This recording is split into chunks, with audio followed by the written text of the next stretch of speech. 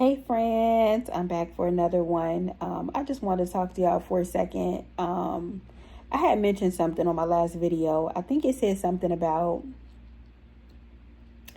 not being with someone who need you. And I thought about a conversation with that I had with my friend a few months ago. And I'm so proud of her. She had went through some things, a lot of things actually. I pray for her. I love her. And she was blessed enough to find a husband, a new husband, and she loves him. He loves her. And we were having this conversation because I'm now divorced, and I haven't started dating yet. I will eventually. I'm just working on some things. I have children and things like that, so I have to consider everything before I jump in. But she had mentioned something to me, and we kind of disagreed, and it's okay because we love each other. We just agreed to disagree. And she said that she wants her husband to need her. And I was like, well, coming from the relationship that I came from, I don't think I ever want anybody that actually needs me, right? Because when you talk about a need, that means it's something that you can't go without, and you're going to get it by any means necessary, in my opinion, right? I feel like when you need somebody, and this is what I told her, when you need somebody for something, it's going to be contingent upon you getting that for them. So like, let's just say, and I might ruffle some feathers, but let's just say you have a significant other, and I'm going to tell y'all, look, I've seen more situations where it was the man that needed money more.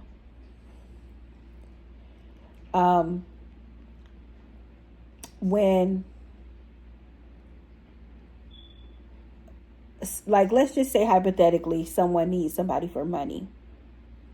Not saying that they don't love them, or not saying that, there's no love there, but let that person lose their job.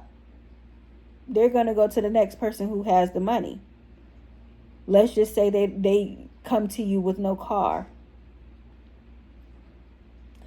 And next thing you know, they're riding your car all around. They might drop you off at work, pick you up, take you where you got to go, but they're in your car more than you are because they needed a car. So what I'm saying that to say is, I would prefer to meet a man that has everything that they need already, and they just need me for love, if that makes any sense. Or not even so much as need, because you can get love from anybody, right? But the love that I give should stand out to them so much that they don't need to look for it anywhere else. If that makes any sense, right? Because again, you can look for a lot of things in people. I remember one time, I'm like, I'm telling y'all my business, but I remember one time, and I always tell y'all, as of currently, I've only ever been with one guy. High school, then we had our first son, then, we had a daughter, got married, it just was that from that. So I've only ever been with one person. We ended up married.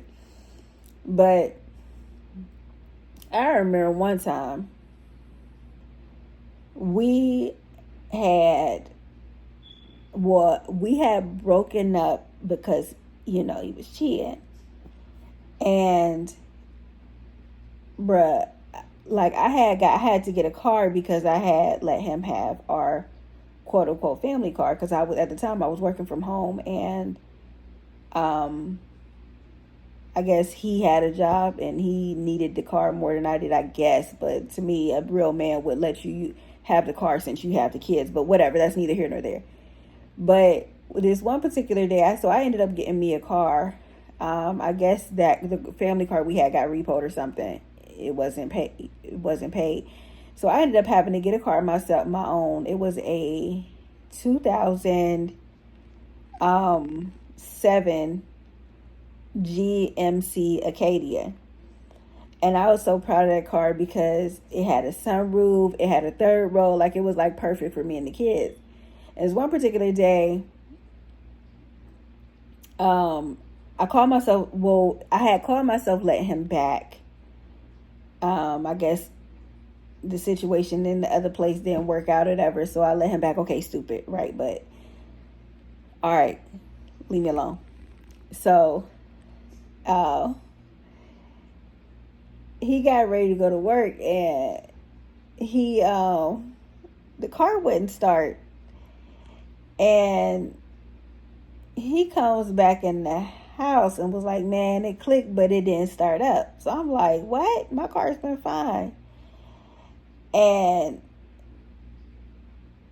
if I kid you not, the next thing I know, maybe about the next day or so, he was back over with the lady. Because apparently she had a working car. And that's what I mean. Being with somebody who needs you for something is only contingent upon what you can provide for them. Period. And I didn't learn from that situation. It's something that I can remember now. That wasn't the end. That wasn't the all. It was, I had to learn a lot more. Because that was years ago. But I just remembered that I was like, dang, as soon as the car wouldn't start, he was going. I swear it was like the next day or so he had got his stuff and he had left. And I mean, of course, he was thinking about his job and he was thinking about he needed to get to and from work. And maybe I might be speculating because all I know is he wasn't at the house with me and the kids. He could have went back over there, or he could have went to somebody else with a car. I don't know. All I know is that he left. And that's what I'm saying. Now, if you take yourself and let's just say a significant other that you're dating, when you're getting to know them and you're asking your questions, meeting their family and their friends, you can kind of feel them out. And so, I won't say 100%, but 80% of the time you can, if you give the relationship enough time to build, you will know if that person has a home. You will know if he's sharing it with somebody. You will know if he has his own vehicle. Because we're talking about we're 30s and up here. I mean, honestly, I've worked and I've had my own place and I've had children since I've been in my 20s, but that's neither here nor there. Everybody has a different story, but let's just say 30s and up. If you're 30 or over, you should have your own place. You should have a vehicle. You should have a source of income. So these are all things that you should come with. I should come with. You know what I'm saying? So that when I meet you, I don't have to, our relationship is not based upon what you can do for me or what I can do for you. You see what I'm saying? So, people say, oh, well, you acting like people don't go have rough times and, people don't come across rough times or hard times. Okay, they do. But if they do and they're in the midst of it, they should not be dating. It's as simple as that. I hate when people say that because it's like, why are you dating if you can't even take care of yourself? Now, I'm not saying you're supposed to date to be able to take care of anybody, but you also should not be expecting anybody to take care of you. It's simple. Right? So, like I said, I don't know if I got a chance to explain that to my friend, but that's if I didn't, that's what I meant. I meant that, if somebody needs you for something, and I know what she meant. Believe me, I know what she meant. She meant that she wants somebody that only sees her.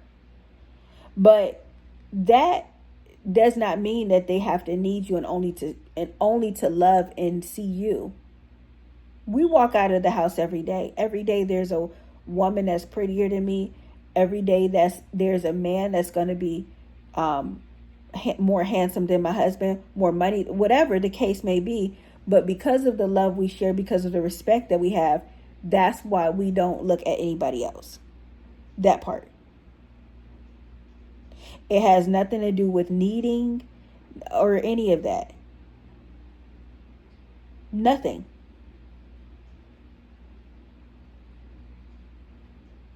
It simply has to do with the fact that we love and we respect and we cherish each other. That's it. Because we can all walk out the door and find somebody that's better at something.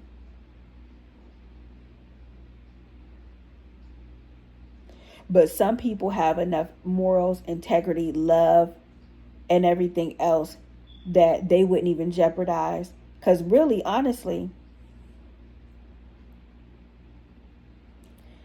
God assigned you to who he assigned you to. And sometimes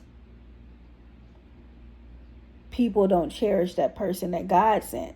So they go find their own. Right? I guess they figure God made a mistake. So they're going to go figure it out on their own. And sometimes when they do, there may be one or two things that the person had that was better than you. But eventually, God will make sure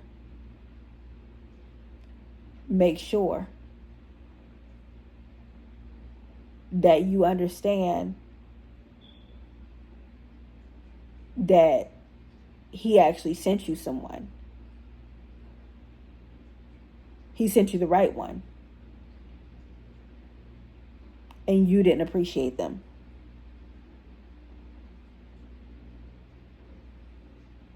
So, that's when we see relationships go crazy and fail and, all this drama and stuff like that. It's usually when you pick your own. Because I just don't feel like God sends you a drama-filled relationship. I don't. I feel like when that happens, you picked yourself. And you may have been doing things that you should not have been doing. And that's why you ended up with who you ended up with.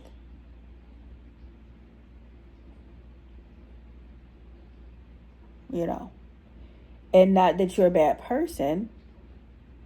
It's just that you had to learn the lesson that you need to either have waited or what you were looking for was superficial.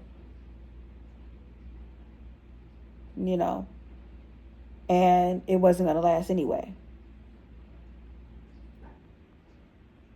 Could have been money, could have been sex, could have been, can we say sex on here? Well, it could have been anything. Sometimes people use people for clout just to say they were associated with somebody. Make that make sense.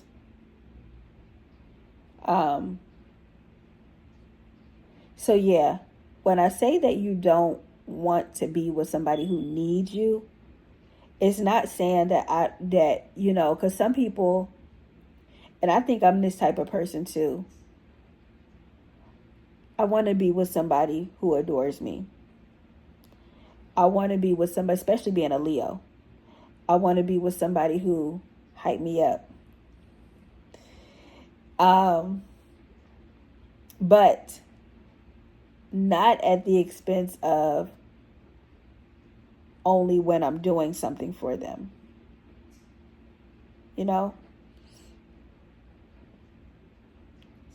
And you'll know if somebody's using you. For me, being the empathetic person that I am, the caring person that I am, it feels good when you're doing something for somebody. But what I have learned is that it has to be reciprocated. It has to be an equal give and take. So as much as you give, you should be getting in return. If not, that's not your person. It's just not. All right. Okay, guys. So yeah, I just let me go check on my dinner real quick. I just wanted to share that with you guys. I love y'all. Don't forget to like, share, and subscribe. If there's anybody, if you have a friend that this can help, if you have a family member that this can help, send it to them so that they can maybe understand it in a different way. Hit the notification bell too, so that when I upload, you can get notified that I just dropped a new video. And I will see you guys on the next one. Bye.